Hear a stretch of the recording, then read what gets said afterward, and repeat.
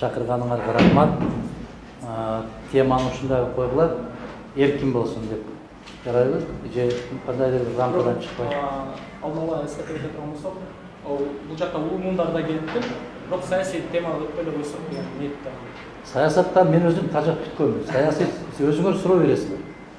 Сөзсүз саясаттан бересиңер, анан жооп берген киши жаман да. Эгер саясаттан суроо бербесеңер, мен саясатты эстегим да келбейт. Көңүлгө көк таштай тийип бүткөн саясат. Ошондуктан мындай өткөрөбүз. Эркин болсун, силер өзүңөр кандай суроо берсеңер, мен ошол суроолорго жооп берем. Жарайбы? Чыгып кетип баратып, анан бири-бириңерге айтпагыла. Ушул суроону берейин дедим, бирок уялдым, тартындым деген маселе болбосун. Аттиң болбосун. Жарайбы? Уяла турган эч нерсе жок. Ачык сурайлар. Кайсы максатта, кандай багытта суроо берсеңиздер, мен жооп бергенге даярмын. Assalamu alaikum ағайын. Біріншіден сізге рас болып ушундай алтындай уақытын көріп келгеніңізге. Менің аты жөнім Таңат Арбул Сыймак, Бишкек гуманитарлык университети, бірінші курс.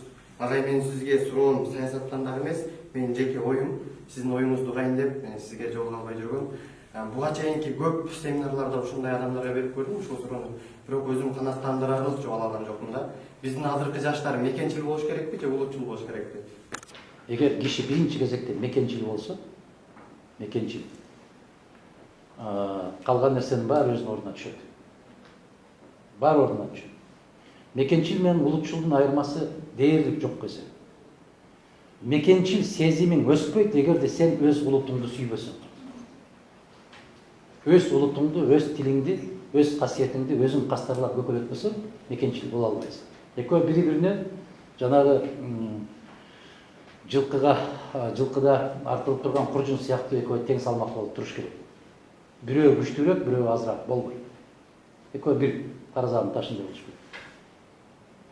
95-жылы, 96 жылдарында Аскар Акаевичке мен айттым эле, ушул трибунадан туруп айттым. Эгерде өз тилин сүйүү, өз мекенин, өзүнүн жерин сүйүү кылмышкер болсо, анда жазып алыңыз, биринчи кылмышкер мен. Себеп, эгерде тилиң болбосо, мамлекетиң болбосо, азыр мына жерден баштап атканда эле силерге айтып атпайсыңар, аралаштырып сүйлөп атпайсыңар. Тилдин баркын кетирип атпайбызбы? Кийимдин баркын кетирип бүттүк. Кыргызча кийинген бир киши калган жок. Айрыкча кыздар. Бүгүнкү жаштарды, жигиттерди карап мен силерди аяйм да. Себеп аял затты көрбөйсүңөр да силерчи. Өзүңөр сыяктууларды көрөсүңөр да. Назиктик, баягындай бир башкача бир ушунчалык керемет Пушкиндин же болбосо биздин Барпынын, Токтогулдун ырларындагыдай жок да, туура.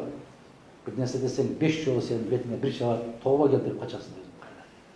Ошол сыяктуу мекенчил болуштун биринчи кезекте өзүнүн улуттук каада салты менен улуттук бүтүндөй баягы касиеттерин сактап калуу. Мекенчил болгон киши биздин мусулманчылыкта пайгамбарыбыз саллаллаху алейхи вассалам эмне деген? Бөтөн мамлекетти басып алсаңар, ислам динине күч менен киргизбегиле. Эгерде биздин мыйзамдарга баш ийген болсо, аларды өз эркине койгула деген. Бул мекенчилдикпи же кандай? Же улутчулдукпу? Бизде улутчул десе тескерисин түшүнүп калдык да. Улутчул деген киши сөзсүз түрдө өз улутун сүйбөй туруп мекенчил боло албайт. А мекенчил болгон киши улутун сүйбөй тура албайт. Кандай дейсиңер? Сиз айтып атасыз, саясаттан тажадым. Тажадым деген жокмун, саясатты бербесеңер жооп бербейм. Жооп бербейм деп атасыз, бирок мен ушундай түшүндүм да, агай саясаттан тажап атат. Анан мындай ой келип атат да, мындай сизди гезиттерден, телевизорду койсок, телевизордон ар дайым байма-бай сизди көрүп атабыз.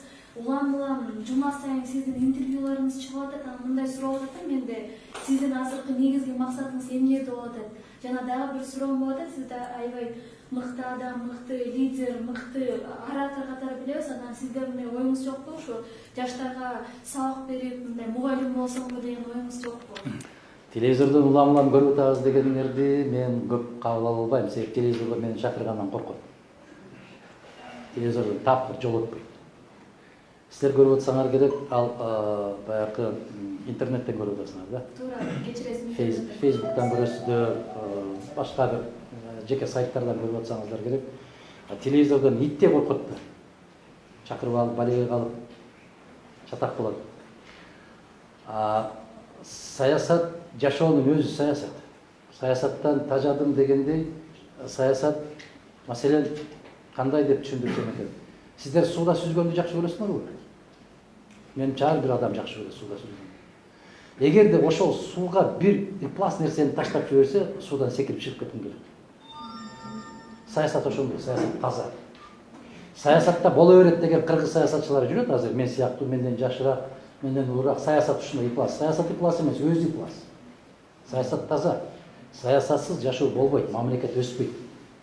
Мейли ал экономикалык, мейли ал саясий, мейли социалдык, мейли билим берүү, кайсы тармагы болбосун, ушунун баары саясат. Эртең күйөөгө чыгасыңар, саясат сөзсүз иштетесиңер.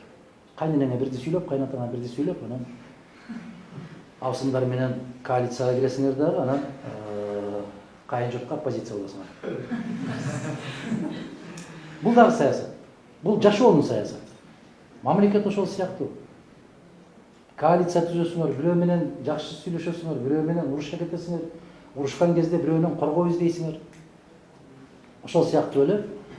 Эгерде арам жол менен, таза эмес жол менен, таза эмес ой менен барып алса, алар саясатты да ийгитет да. Ошон үчүн ар бир кесиптин, маселен, колу таза дарыгерлер бар десе, акырын күлүп жиберишибиз мүмкүн. Бар да колу таза дарыгерлер. Колу таза соттор бар да.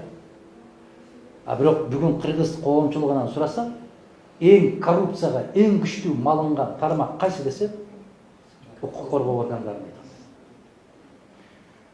Коррупция менен күрөшө турган орган өзү коррупцияга белчесинен баткан деген жоопду алабыз. Сотторду, прокуратура, милиция туурабы? Бул деген коом таза эмес коом да. Кандай дейсиң? Коом таза эмес коом. Ошондуктан ошол тазалаганга аракет кылам мен. Канча күчүм жетишинче, канча Аллах өмүр берген болсо, баары бир. Себеп мусулманчылыкта арам нерсени көрсөң, барып колуң менен токтот деген буйрук бар да. Сабак берүү боюнча мен чыдабайм го дейм да, сабак бергенге. Эмнеге чыдабайм билесиңерби? 10 суроо берсем, 9-уна жооп ала албасам, анан кантип сабак берем? Бүгүнкү күндө сиздер айып этпейсиздер да, китеп окубайсыңар. Мен китеп окубагандарга кантип баа коем? Мен 1 жыл мамлекеттик комиссиянын төрагасы болдум Улуттук университетте. Мамлекеттик экзамен аттестациялык комиссиянын төрагасы болдум 1 жыл. Мен көрдүм да. Мен байкадым. Ошол жерде азыркыга чейин тири ошол профессорлор айтат, 1-чи жолу Улуттук университеттин тарыхында мамлекеттик аттестациялык комиссиянын, мамлекеттик экзамен комиссиясынын төрагасы өзү чай берип, өзү дасторкон жайып, биз 30 күн ага чай берчилейик деп таң калат. Мен 1 кишинин 1 кесе чайын ичпейм, 1 кишинин 1 сындырым нанын жебейм. Ушундай. Анан эгерде менин курсума келген болсо, 30-ың окуп атсаң, 30-ың тең кетесиң да сабактан. Окуудан айдаласың да. Анан эме болсо? Ыйлайсың. Мен ата-энеңерди жакшы көрөм. Айланайын буканы сатып өткөрдүм эле, ат жылкы сатып өткөрдүм эле, антип өткөрдүм эле. Сен эмне кылдың деп силерди кыйнайт. Мени мугалим кылып чакырбай эле койгула. Себеп баягы зачетныйга бир нерсени салып коюп, же Курманжандатканы, же Сүймөнкулду салып коюп кире албайсыңар. Болбойт андай. Улут деп күйгөн, тил деп күйгөн, өзүсүн мекен деп күйгөн инсандардын сап башындагы инсандардан сиз түздөн түз чоң жаңылыштык болбойт. Ошол инсан менен жүз көрүшүп отурганыбызга абдан кубанычтабыз агай. Анан менде суроо пайда болот да, бул жакта жигиттен анан ошол суроолорду эле улай, менде суроо пайда болду. Ошол кандай коом деп атайбыз, мисалы чабалдык аябай кенен байкалып жатат да биздин коомдо азыркы. Эртеңки улуттун, бул мамлекеттин келечегибиз. Ошол нерсени түздөн түз жакшы жолго салыш үчүн башталышына, башатына көңүл буруп келгенде мындай суроо пайда болот: биз кимибиз чабалдык кылып атабыз? Ошол эле үй бүлө саясатыбы, же болбосо билим берүү саясаты жагынанбы? Ошол балдар бакчасынан баштаппы, мектеп, жогорку окуу жай дегеле, же коомбу? Ошол нерсе мен мындай өзүм кээде жооп таба албай келдим. Кимибиз чабалдык кылып атабыз? Анан кандай кылып ошо алдын алууга мүмкүн бир жакшы багыттоого, жакшы кадрларды алып чыгууга, же баягы эле баягы тарбия башат үй бүлөдөн башталат да, мүмкүн үй бүлө саясаты азыр кошол эле ички тышкы миграция же ошол нерсенин таасириби деги эле кимибиз чабалдык кылып атабыз ошондой жакшы коомду тарбиялоодо. Кайдан башталып атат? Бардык нерсе илгери эки акылман дос болуп, бири-бири менен достошуп, бир досу көптөн күткөндөн кийин уулду болот дагы, досуна чуркап барып айтат: "Мен уулду болдум, менин уулумду тарбиялаганга жардам бер" дейт. Качан? 7 күн болду дейт. Кечиктим дейт. Кечиктим дейт. Эми тарбиялаш кыйын дейт. Мындайча айтканда, энесинин курсагында жаткандан баштап тарбиялаган экен. Мына бүгүнкү күндө эң кадыр баркка ээ болуп аткан британский ученый деп чыгып атат. Британиянын окумуштуулары мондай деп далилдеди деп. Мына ошолордун далилдөөсүндө дагы, биздин мусулманчылыктын далилдөөсүндө дагы эне канчалык бактылуу болсо, бала ошончолук бактылуу болуп туулат. Эне канчалык сыздап, ыйлап, кыжалат болуп жүрүп төрөсө, ошол бала ушунчалык нерв жаман болуп туулат. Биздин ата-бабаларыбыз керемет айтып койгон экен го, уядан эмнени көрсө ошону алат. Уя деген бул энесинин курсагында жаткан жер. Уя деген бул ошол төрөлүп, ошол үйдө тарбияланып аткан жер. Тарбиядан башталыш керек да, карындашым, биринчи кезекте тарбиядан. Мындай карасак, 1440 жыл башта биздин пайгамбарыбыз саллаллаху алейхи вассалам айтып койгон экен: эне медресе деп. Медресе деген мектеп. Эгер эне балага кое тур атаң келсин, кое тур атаң айтсын, кое тур атаң чечсин десе, ата балага ушунчалык бир ыйык болуп калат экен. А эгер энеси атаң бекер айтып бер, айта берет да ал билбейт деди, бүттү. Бүттү, ошол күнү бала атасын көмүп коет экен да. Ата жок. Сөлөкөт жүрөт, бирок жок. Ошондуктан энеден көз каранды аял бекем болсо, ошол коом мыкты коом болот. Бекеринен айткан эмес. Бейиш эненин таманында деп. Айткан жок да, атанын таманында деп. Атанын таманы каяктарга гана түшпөйт. Мамлекетте акаш адамды салыштырат да. Иши бар. Ошол уруксат атпайбы. Мындай жолдо кетип атсаң, акча сурайт, берет. Бул акча сураганды мен ушул нерсе салыштырам. Инстаграмга, Фейсбукка кайра кирсең, мына мамлекет мынча грант берди, мамлекет мынча каржы. Сүйүнөт ошол, Ошол дагы, ошону дагы мындай максаттык пайдаланат да. Жана бул аракка кеткен акчадай эле өзүнүн нәпсисине тиет да. Атыңыз ким? Муса. Муса. Атыңыз да улуу экен, оюңуз да улуу экен. Мыкты азамат. Мен да көп ушундай баратканда жүрөгүм чыдабай кетет да. Сурайм да, нан аласыңбы дейт. Нан алам дейт. Билем, нан албайт. Бирок аргасыз бересиң да. Неге? Эки себептен бересиң. Биринчиси, Аллахтын ыраазычылыгы үчүн дейсиң, бирок мас кишиге берип атсаң Аллахтын ыраазычылыгын алышың кыйын. Экинчиси, артыңдагы келаткан кишилер сөз кылбасын деп коркосуң да таңдың. Биз өзүбүз үчүн жашабайбыз да. Биз кошуналар үчүн жашайбыз. Биз үйдү дагы кошуна үчүн курабыз. Ушундай зыңкыйтып бир куруп коеюн, көрсүн. Өзүң көчөдө жашайсың. Асына сепейтип эки бөлмө кылып куруп алат да. Ага кирбейт берки үйүнө. Неберелерин да киргизбейт. Сен чаң кыласың дейт. Биз ушундай туура айттым. Аябай эң туура. Мен андай десем мага болбойт да. Силер канчалык айтсаңар боло берет. Мен айтып койсом ушул жериңден илип алат дагы. Ак үйдүн үстүнө илип алат да желектин ордуна. Мадумаров момундай деди. Ошон үчүн оорукчан коомго таза нерсени айтыш өтө кыйын. Ошол аябай ичип алып, мас болуп, күндө мас болуп атканга барып таштабайсың, уят эмеспи, балдарың чоңоюп калды, кошуналарга сөз болуп атасың десең сени жакшы көрбөйт. Сени жаман көрөт. Ичсем сенин оозуң менен ичип атамбы? Сенден акча сурап ичип атамбы? Өзүмдүн акчама ичип атам? Сенин боор ооруп атканыңды ал сезбейт. Азыр бизде коом ошондой. Канчалык таза бол десең, тили эле бар, айта берет, дей берет деп сени четке чыгарып коет дагы. Кел мону ичип ал деп күйүп бергенди аябай жакшы көрөт. мына жигит азамат ушундай болуш керек деп туруп. Бизде териңди ар бир биздин жаранын терисин сыйырып алып, тилип, ошол биздин терибизден акча жасап байыган кишилерди көкөлөтүп жүргөндү жакшы көрөбүз. Менин суроом азыркы учурда мындай Кыргызстандагы билим берүү системасына байланыштуу сиз авторитардык педагогикага кандай карайсыз? Кыргызстандагы жаштарга билим берүүдө кайсыл ыкма мындай эффективдүүрөөк болот? Ошол боюнча оюңузду айта кетсеңиз. Советтер Союзундагы ыкманы жакшы көрөм. Мен өзүмдүн программамда ушул бар. Аллах насип кылса, буйрса, мен Кыргыз Республикасындагы билим берүү системасын советтик системага алып келгим келет. Советтик системаны авторитардык дейсиңерби, гуманитардык дейсиңерби, кандай десеңер ошондой дегиле, ошол система жагат. Японияны өзүңүз айтып кеттиңиз, азыр авторитардык деп. 14-й Канин Сада Рюанзи деген китеп бар. Владимир Цветов деген жазган.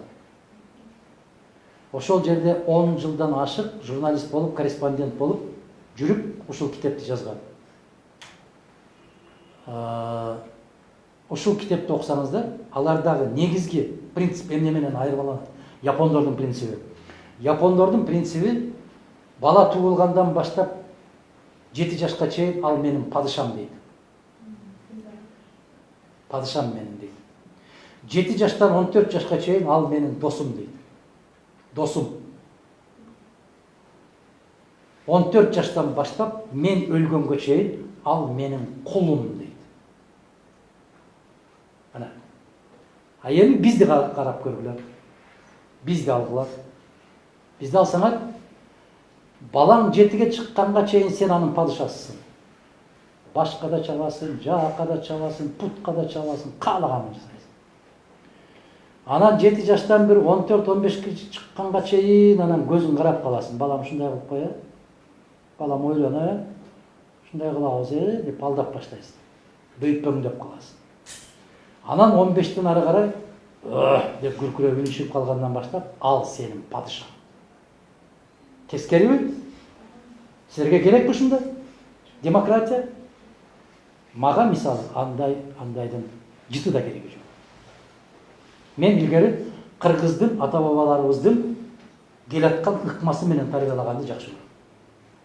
Ошондуктан авторитардык деген сөздүн мааниси аябай эле жакшы өзү негизи. Авторитардык деп кийинки идеологияга кирип кетти, анын негизи консерватордук деп коет. Эмне үчүн Англияда ушул мезгилге чейин консервативдүү партия жеңишке ээ болуп келет. Демократиянын бешиги болгон Англия дүйнөдөгү эң карт парламентаризм тарыхы бар. Президент жок, парламент аларда. А эмне үчүн ошолордо консерватизм? Консерватизм деген өздөрүнүн каада салты. А биз эмне үчүн каада салтты ыргытып койдук да, бир жерге илип койдук? Же немис боло албасаң кыргыз, же япон боло албадың, же орус боло албадың. Кимсиң бүгүн айтчы айланайын. Чачыңды караса жөөтсүн, көзүңдү караса европейс болуп атасың, көздөрүңдүн үстүн кестирип алдырып салып атасың. Эмнелерди гана кылбай атабыз биз. Кыргыздын бардык каада салтын тээ ыргыттык. Натыйжада эч ким боло албастан ортодо калып калдык. Келгиле кайталы. Келип бизге ушу жаш студенттерге лекция окуп бергениңизге аябай ыраазычылык билдиребиз. Жана бул жерде көбүнчө юристтер, биздин бул юридикалык коом болгондуктан жана юристтер чогулду. Сизге берүүчү суроо, юрист деген адам өзү кандай болуш керек? Юристтин портрети же кандайдыр бир адамды идеалдуу кушубуз керекпи, же юристке кандай сапаттар болуш керекпи? Ошону кыскача бул жерде отурган жалпы юристтерге айтып кетсеңиз. Бул юристтин башка кесиптерден бир айырмачылыгы бар да, сиздер кишинин тагдырын чечесиздер да. Мусулманчылыкта эми тагдырды өзгөртсө болобу десе болбойт дейт, тагдыр өзгөрүлбөйт дейт, бирок дуа менен келүүчү балелерден кутулса болот дейт да. Силер юрист катары ошо келүүчү балелерден куткарсаңар болот. Кантип маселен ошондой бир жакшы багыттарды берип. Юристти мен момундай деп элестетем. Мен силерге сыр болбосун. Юрист жанагы Феликс Эдмундович Дзержинский айткандай, башы мұздақ, жүрегі ыстық, қолы темірдей болса, ушундай болуш керек да. Эгерде өзүңдүн тууганыңды, өзүңдүн жакын таанышыңды соттоп аткан кезде дагы адилеттүүлүктөн тайба. Тайба, кыйшайба. Себеп туура эмес чечим кабыл алуу мыйзамдын алдында эмес, биринчи кезекте ыймандын алдында коркуш керек да. Мен ар жакка барганда мени соттойт. Мен ал соттун алдында кандай турам деген сезим болуш керек. Баары бир коркунуч болуш керек. Баягы бизде ата-бабаларыбыз эмне деп айтат? Куру дооматтан жалган жалаадан Кудай сакта дейт. Куру доомат бүгүнкү күндө 2 күн сайын коюлат. А сиздерге караш туура келет ошондо сот. Бул мага жала жапты деп келет. Кантип карагыла. Анан жездем телефон чалып суранып калды эле, жеңем айтты эле деп кыйшайсаңар, анда бүттү, анда юрист боло албайсыңар. Кара кылды как жарган, чындыкты айткан, чындыкты бекем карманган киши болсо мүмкүн кедей жашайсыңар. Себеп момундай айлык аз, момундай сырттан башка жактан келбей аткандан кийин кедей болосуңар. Бирок канча жыл өткөндөн кийин айланып келип силерге ошол байлык келет. Кайсы байлык? Муну эч ким ала албаган байлык. Колу таза деген. Таза инсан деген. Мен сиздерге келечектеги болочок тергөөчүлөр, прокурорлор, соттор, адвокаттар, мен силерге бир сөз менен кайрылайын. Ким болгон кезде дагы, кандай маселе каралганда дагы биринчи кезекте мен адаммын деп баштасаңар да. Мен адаммын.